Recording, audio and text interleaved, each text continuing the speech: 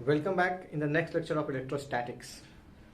In previous lecture, we are discussing about the electric potential due to dipole. ठीक है? The first one we have discussed on axial line. The formula is Kp upon r square. And the next one on equatorial position. That is Kp यानी V is equal to 0. ठीक है? Now today we will discuss at general position.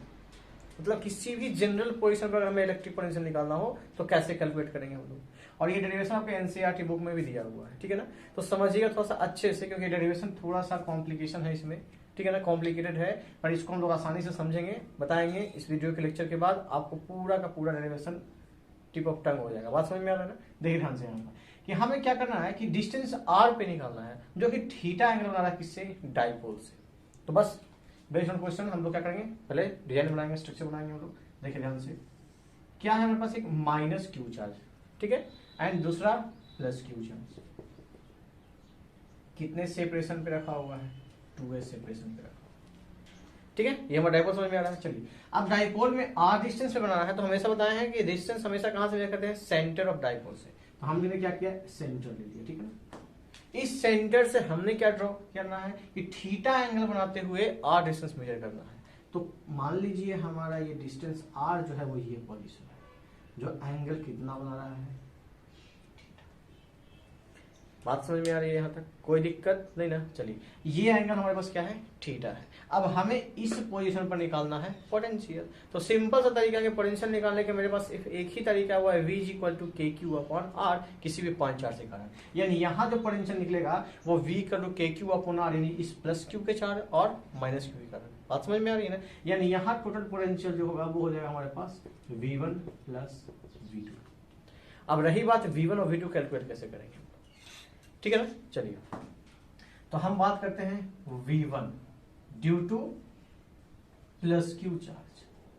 Plus Q charge के कारण हम लोग क्या निकालते हैं, V1 निकालते हैं, ठीक है। चलिए V1 is equal to formula क्या हो जाएगा, तो K Q upon R with sign के साथ। तो क्यू प्लस है तो Q plus K Q upon are.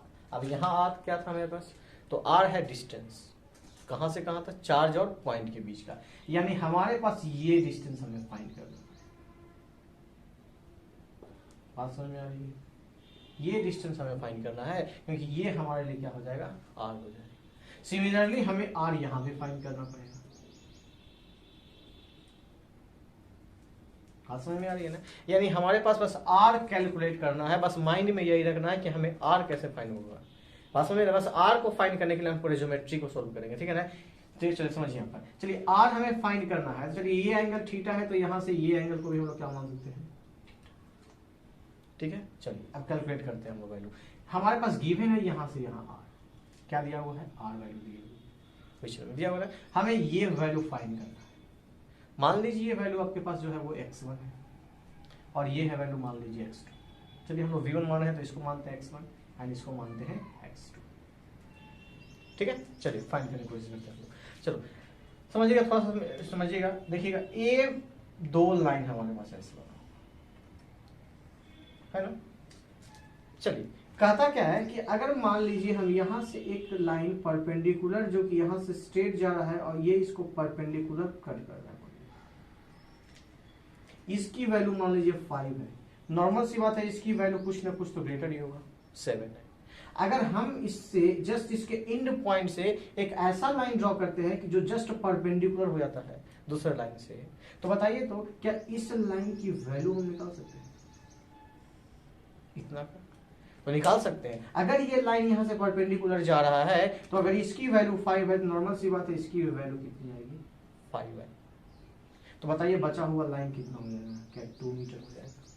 यानी हम दो अगर अपोजिट लाइनें अगर डिफरेंट साइज का, अगर वहां से परपेंडिकुलर लाइन ड्रॉ कर दें, तो हम इसके जस्ट अपोजिट वाले साइज की साइड का वैल्यू फाइंड कर सकते हैं, ठीक है।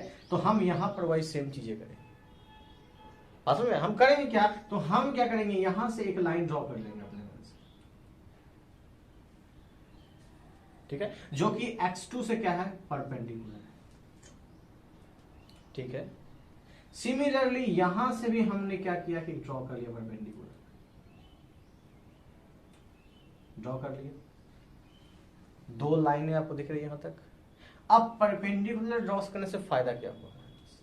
तो गौर कीजिएगा, अगर ये वैल्यू x1 है तो गौर कीजिएगा यहां से यहां अगर ये कट किया परपेंडिकुलर तो यहां से यहां की वैल्यू भी क्या हो जाएगी? क्या x1 हो जाएगी? बात समझ में आ रही है ना? यानी अगर हमें ये वैल्यू कैलकुलेट करना x1 तो हमें यहां से यहां की वैल्यू चाहिए। अगर यहां से यहां का वैल्यू मिल जाए तो जो वैल्यू यहां का होगा वही इसका भी वैल्यू होगा। तो कैसे फाइंड करें? तो यहां से टोटल वैल्यू क्या हमें पता है? हाँ पता है, कितना? r। तो इस r में अगर हम इसको सब्ट्रैक्ट कर लें तो मान लीजिए o एंड a लिखते हैं हम, यानी इस OA की वैल्यू को सब्ट्रैक्ट कर दे इस टोटल R में तो हमारे पास इस साइड की वैल्यू निकल जाएगी और यही साइड तो इसके बराबर होगा, x1 के बराबर। आगे समझ में आ रही है? तो यहां से हम लिख सकते हैं कि x1 जो है वो इक्वल टू है किसके?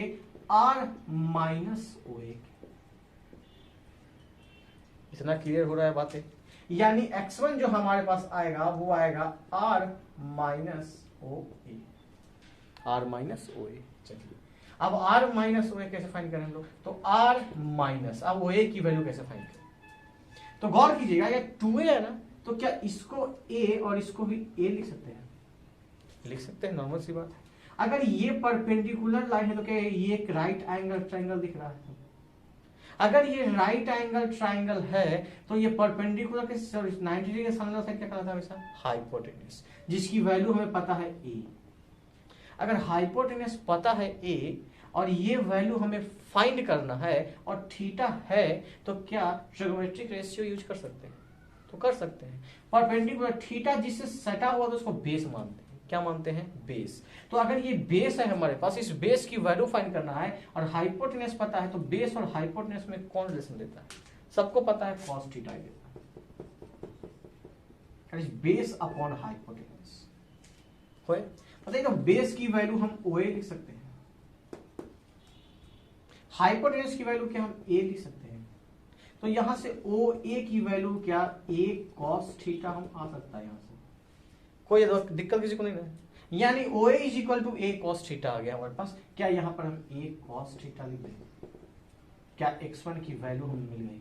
सॉरी, क्या x1 की वैल्यू हम निकाल लिए R minus A cos theta से निकाल।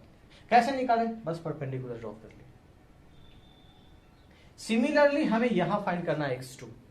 x2 तो टोटल वैल्यू यहां से यहां की है ना, हमें यानी कि x2 निकालने के लिए पूरा का पूरा वैल्यू निकालना पड़ेगा। अब देखिए अगर परपेंडिकुलर हम ड्रॉ किए हैं तो अगर इसकी वैल्यू यहां से यहां R है तो इतना तो कंफर्म है कि इसकी वैल्यू भी R ही होगी।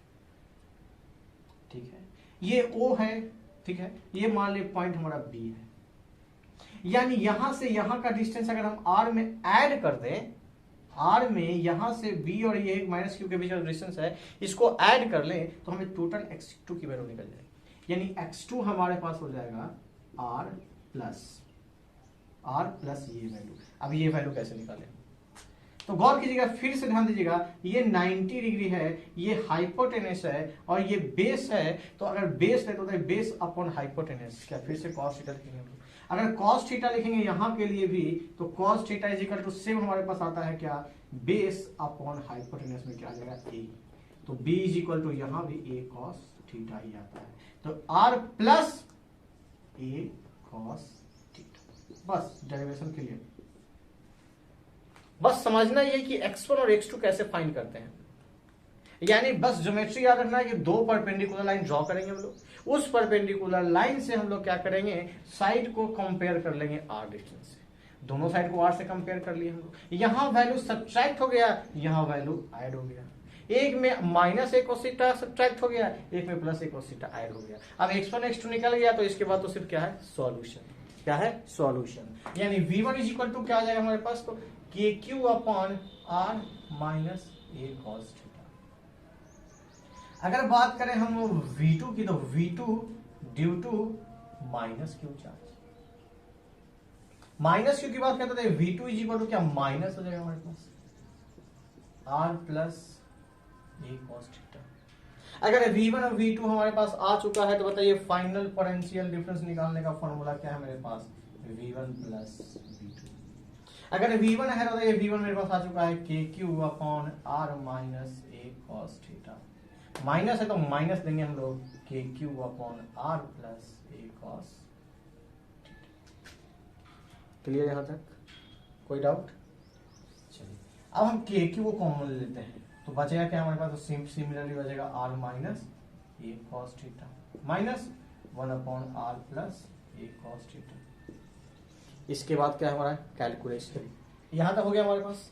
अब इसके बाद क्या बचा, सिर्फ कैलकुलेशन। क्या किया हम लोग, R minus A cos theta R plus A cos theta, ठीक है। हमने के क्यू क्या लिया, कॉमन ले लिया। कॉमन लिए तो नीचे बचा 1 minus R A cos theta R plus A cos theta बचा, ठीक है। अब हम लोग क्या करेंगे, इसका एलसीएम ले लेंगे। तो minus R minus A cos theta and R plus A cos theta, ठीक है। अब R minus A cos theta है तो एक बार कैंसिल हो जाएगा, बजाय क्या हमारे पास R plus A cos theta. हमने क्या लिखा, R plus A cos theta. यहाँ करेंगे तो क्या बचेगा, सिर्फ R plus A cos theta cancel हो जाएगा, R minus A cos theta. तो क्या होगा हमारे पास, R minus A cos theta. इसको माइनस साइन को हटाएंगे तो ये आएगा वैल्यू हमारे पास, तो आर से आर हमारा कैंसिल हो गया। तो बचा सिर्फ क्या, A plus cos theta and A plus cos theta. इन दोनों को हम लोग ऐड करें तो क्या आ जाएगा, 2a cos theta upon are square minus A cos theta का होल स्क्वायर। हमने क्या किया, K Q 2a cos theta upon are square. ध्यान दीजिएगा यहाँ पे जब value R square minus theta है, क्योंकि A plus B into A minus B क्या होता है, A square minus B square होता है कि नहीं होता है। चलिए अब इस वैल्यू बात करें तो सब लोग हमेशा करते आ रहे हैं अभी तक कि ये वैल्यू ए काफी स्मॉल होता है, उसका स्क्वायर और भी स्मॉल हो जाएगा, यानी कि पूरा का पूरा टर्म क्या हो जाएगा, काफी स्मॉल हो जाएगा। तो इसको हम लोग सब्ट्रैक्ट करने से कोई फायदा है नहीं, यानी इसको हम यहाँ पे निग्लेक्ट कर सकते हैं। जब हमने इसको निग्लेक्ट किया तो बचा सिर्फ क्या, नीचे आर स्क्वायर बचा।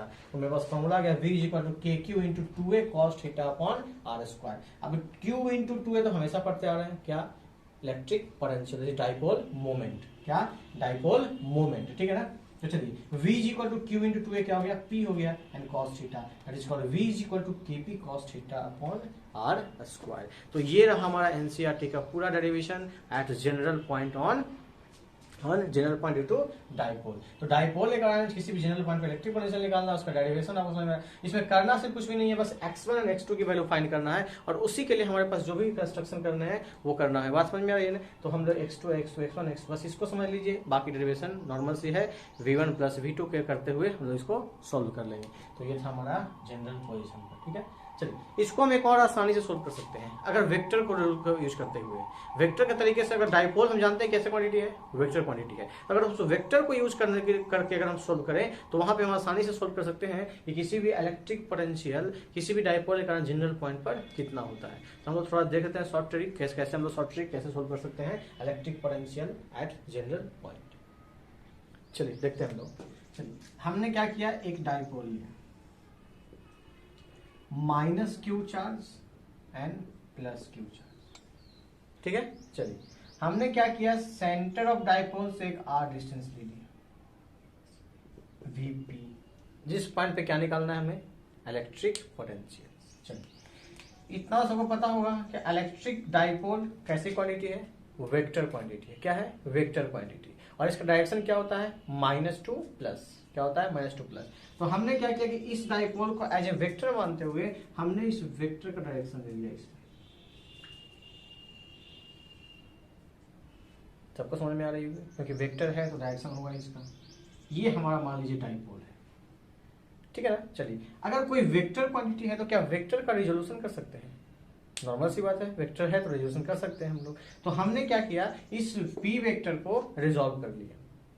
कैसे किया रिजॉल्व, ध्यान दीजिएगा, एक जो रिजोल्यूशन किए हम इसके अलाउंग कर लिए जिस लाइन पे हमें इलेक्ट्रिक फील्ड निकालना था, इसके अलाउंग रिजोल्यूशन कर लिया। और एक जो रिजोल्यूशन का नेक्स्ट कंपोनेंट है वो ऐसे कर लिया, ठीक है, कोई दिक्कत। चलिए ये कंपोनेंट मान लिए x है एंड ये मान लिए हम अपना y है। क्या डाइपोल का दो कंपोनेंट px एंड py, ठीक है, यानी कि dipole resolve into px and py component. चलिए अब px py कंपोनेंट रिजॉल्व कर चुके हैं तो बताइए क्या ये वेक्टर अब कुछ रहा नहीं, क्योंकि इसको हम रिजॉल्व कर लिए। बात समझ में आ रही है ना। अगर इसका रिजोल्यूशन कर चुके हैं तो क्या इस वेक्टर को हम हटा सकते हैं, हम हटा सकते हैं, क्योंकि इसके बदले हमने दो कंपोनेंट ले लिया। चलिए अब थोड़ा समझिएगा, अगर हम इस डाइपोल की बात करें तो बताइए, तो इस डाइपोल के लिए जो कि r डिस्टेंस पे रखा हुआ है, ये VP पॉइंट कैसा काम करेगा, कैसा बिहेव करेगा, एज इक्वेटोरियल और एक्सियल। तो सबको पता है कि डाइपोल अगर ऐसे है, इसके सेंटर से कोई लाइन जा रहा है, तो ये हमेशा बिहेव करेगा एज ए इक्वेटोरियल। यानी फॉर px कंपोनेंट,